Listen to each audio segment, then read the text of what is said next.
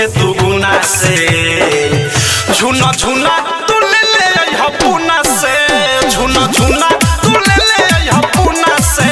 झुना झुना तू ले ले हपुना से झुना झुना तू ले ले हपुना से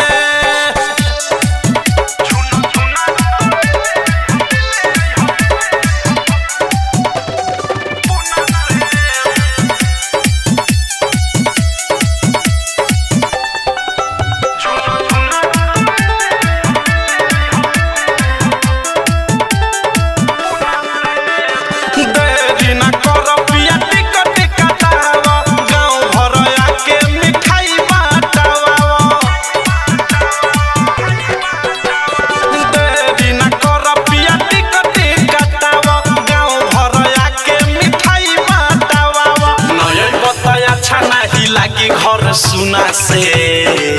झुना झुना तू ले ले हपुना से झुना झुना तू ले ले हपुना से झुना झुना तू ले ले हपुना से झुना झुना तू ले ले हपुना से music by Vikesh Bhojpuriya recording by missile recording studio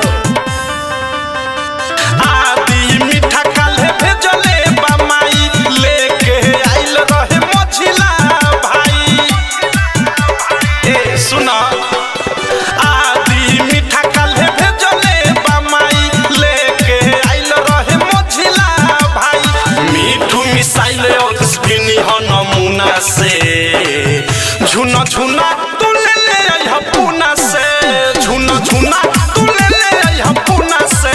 झुना झुना तू ले ले हपुना से झुना झुना तू ले ले हपुना से। आरसीएम म्यूजिक न्यू ऐप अभी डाउनलोड कीजिए हमारे गूगल प्ले स्टोर से और पाए भोजपुरी लोकगीतों का एक से बढ़कर एक ऑडियो वीडियो सॉन्ग बिल्कुल मुफ्त।